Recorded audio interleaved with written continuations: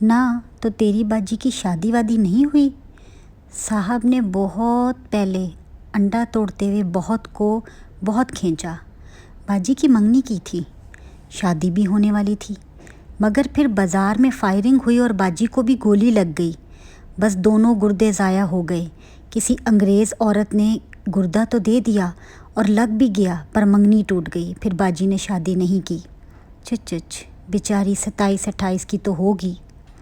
अरे 33-34 से कम की नहीं है बाजी, लगती छोटी हैं, सदाकत ने फ़ख्र से कहते हुए अंडा तेल पे डाला। शड़ की आवाज़ आई और तेल में बुलबुले बनने लगे। तुझे कैसे पता इसकी उम्र? चाची ने मशकूक नज़रों से लड़के को देखा। उम्र का नहीं, सालगिरह का पता चल जाता है। वो हर सालगिरह पे सादी भाई कार्ड और फूल जो ले आता है। सादी भाई कौन? ले, तुझे सादी भाई का नहीं पता? सदाकत ने अंडा पलटते मलामती नज़रों से चाची को देखा। बाजी का भतीजा है, बड़े साहब का पोता। देख ऐसे होते हैं भतीजे, और तू गराई आता है तो मजाल नहीं कि चाचे चाची को शक्ल भी दिखा दे। साथ ही लड़के की पुश्त पे धमोका जड़ा। वो बिलबिला कर रह गया। इसीलिए तो बाजी अपने भतीजे से बड़ा प्यार करती होगी। कहाँ बुरा मुंह बनाए, सदाकत ने इसी अंदाज में कहा। वो तो सादी भाई से बात भी नहीं करती, मिलती भी नहीं। वो तभी घर आता है जब वो नहीं होती। वो इससे नाराज़ है। आए हाय, क्यों? पुरानी नाराज़गी है। बाजी को जो गोली लगी थी वो सादी भाई के मामू ने मारी थी। बस तब से इनके ताल्लुकात अच्छे नहीं हैं। वो सर झुकाए काम करते हुए तबसरा किए जा रहा था। चाची ने पुरसोच हंकारा भरा। तो इसीलिए बाजी के भाई का ख़ानदान इनके साथ नहीं रहता? ओ नहीं चाची, वो तो हमेशा से अलग रहते थे। फिर ख़ानदान में और है भी कौन? बाजी के एक ही भाई थे। सादी के अब्बू अरसा हुआ फौत हो चुके।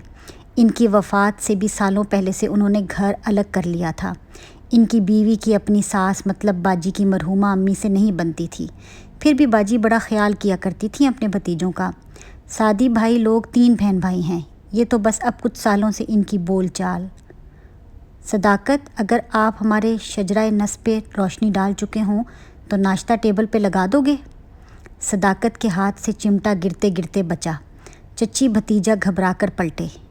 वो कोट बाजू पे डाले दूसरे हाथ में पर्स लिए चौखट पर खड़ी थी, और ये फ़िक्रा इसने बिना किसी गुस्से या तंज़ के बहुत सादगी और नरमी से अदा किया था। लाया बाजी जी, बस लाया। वो जैसे करंट खाकर एकदम तेज़ तेज़ काम करने लगा। चाची ने भी खफीफ सा सलाम किया। वो इसी नरमी मगर संजीदगी से जवाब देकर राहदारी में आगे चलती गई और हील की फर्श से टकराती आवाज़ गूंजती गई। राहदारी के सामने बड़ा सा लिविंग रूम था। इसका आधा हिस्सा सोफ़ों से आरास्ता टीवी लाउंज था। बाकी निस्फ में डाइनिंग टेबल बिछी थी। सरबराही कुर्सी की जगह पे एक मुअम्मर साहब व्हील चेयर पे बैठे ऐनक नाक पे जमाए अखबार देख रहे थे। वो दाएं हाथ की पहली कुर्सी पे आ बैठी।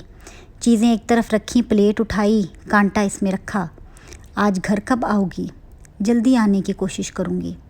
वो बहुत ठहरे हुए नरम अंदाज में बोलती थी और इसके फ़िक्रे एक रवानी में लबों से अदा होते थे, और वो हमेशा बात ख़त्म करके सांस लिया करती थी। इसके बावजूद हर लफ्ज़ वाज़े और क्लियर होता था। ज़ुमर, उन्होंने पुकारा। ज़ुमर ने जवाब में सिर्फ हूँ कहा। कल की तारीख़ याद है? क्या था? कोई क्रिकेट मैच था? ज़ुमर ने इसी अंदाज से पूछते हुए नैपकिन गोद में बिछाया। सादी की सालगिरह थी। वो 25 साल का हो गया है। इसके हाथों की हरकत सुस्त हुई। भूरी आंखों में साया सा लहराया। वो एकदम चेहरा मोड़कर सदाकत की तरफ मतवज्जो हो गई, जो लवाज़मात मेज़ पे रख